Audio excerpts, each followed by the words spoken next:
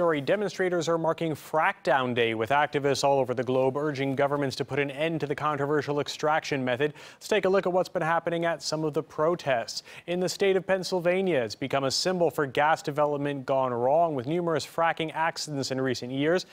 Anti-fracking sentiment particularly strong in Pittsburgh and Philadelphia. In New York, protesters demanding authorities change their ways of thinking about the environment.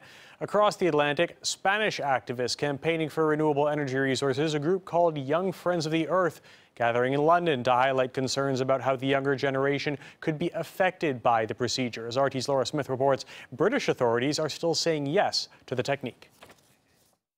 It's going to make household energy bills so cheap, he says.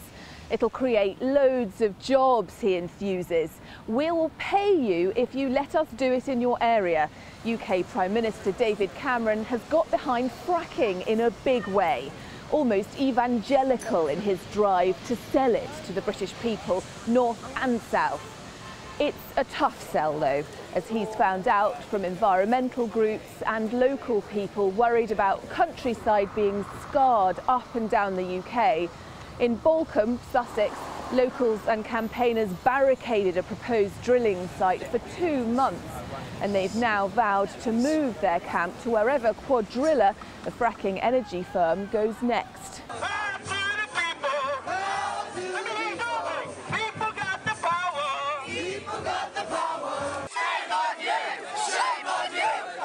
And they've got the experience of Americans to back them up. 100 times more fracking wells a year are dug in the US than in the whole of Europe, and environmental impacts are showing. Campaigners talk of gas and dangerous chemicals leaking out from underground, contaminated water supplies, risks to air quality, and even earthquakes linked to fracking. And they've been seen here in the UK. Tremors were caused by drilling near Blackpool last year, but the government decided that didn't justify a ban on the technique. According to Cameron, it'd be a big mistake to rule fracking out on environmental grounds. In the choice between boosting the economy and saving the environment, the British Prime Minister has come down firmly on the side of the economy. Let's take a look at how fracking works and why so many people say they're concerned about it. First, you drill into shale rock vertically and horizontally, creating a well. Water and chemicals pumped in to extract gas. Millions of gallons of liquid are used for the process, plus a range of different substances and sand. The problem is many of the chemicals can then rise back up to the surface and contaminate drinking water in nearby lakes and rivers.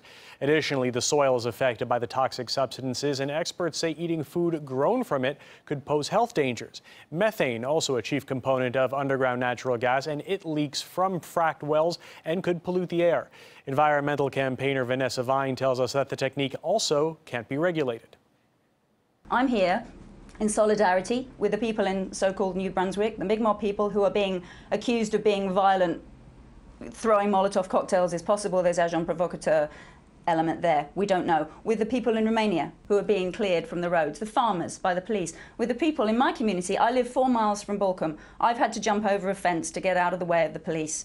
It has been absolutely appalling the way our police force, who are supposed to protect life and property, are being made by our government to force through corporate ecocide. We're not fringe environmental nutters, eco-freaks. I'm a regular person who lives nearby, who's looked at the uninvested research, and I do not trust this. It is not a bridging fuel.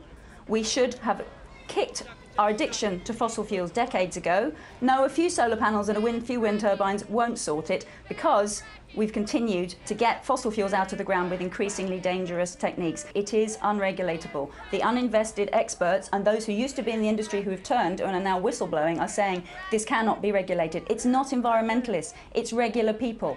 It's native people on the ground. It's people in rural Pennsylvania, rural Australia, upper middle class, middle England. It's people across the world, Romania, France, Germany, are saying no, because they're looking at the truth, not at what this short-term political ambition and industry, corporate interest is trying to force on us.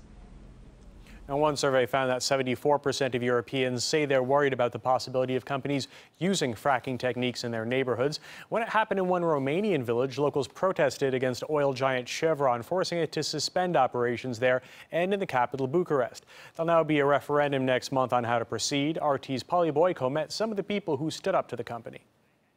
US oil giant Chevron has the Romanian government's blessing to start exploratory drilling for shale gas in the area. But protesters from all over Romania have gathered here to show solidarity with the local villagers in opposition to the deal. They didn't come to us to explain what they want to do or how it will affect us. That's why we're protesting. It's dangerous because they will poison our water and we won't be able to farm anymore and raise our animals. And if we can't do this, what are we supposed to do? The Romanian government says that they need to embrace shale gas in order to achieve energy independence. But that's something that local villagers here say that they don't want to pay for with their safety. Here's my report on the battle waging between Chevron and the local people that don't want to open their doors to fracking. Locals in this remote region of Romania have been saddled with an unwanted guest. US energy giant Chevron is due to begin drilling for shale gas.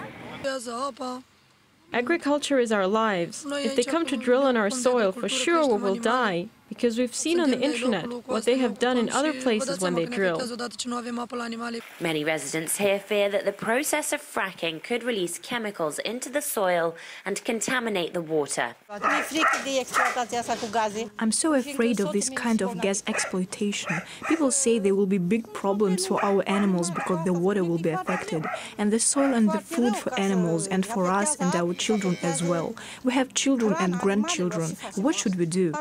These locals and environmentalists have been camped out here braving the elements in order to stand up to US oil giant Chevron and the Romanian government, which has given them the green light to start exploratory drilling in that field over there without any public consultation. The problem that gives to these people and to real patriots this feeling of puking, because they didn't ask us, we didn't matter to them. The sense of betrayal is echoed by most protesters. Chevron were forced to leave the area last week, unable to get past the locals' human chain around the site. But it's only a matter of time before they return. They come with gas, we don't have any future, because the children represent the future. The old people in the village told us that they can die, but they say it's important for us to have a future. Chevron told RT that they have all the required permits to begin drilling and plan to return to the site and begin fracking safely as soon as they can. Something that's less than reassuring for the growing number of people gathering here. We hope to stop them, even if it means paying with our lives. Even if they want to send the army, we will die if it is fated for us to die. So let it be. But we won't give up until they outlaw fracking in Romania. Polly Boyko, RT, pregăteşte, Romania. We're also following anti-fracking demonstrations that are going on in some other countries around the world. You can find them all on our website, rt.com. We've also plotted them on our board here. The ones that are lighting up in green are the ones where we've still got some demonstrations going on. You can see North America, Africa, Australia as well.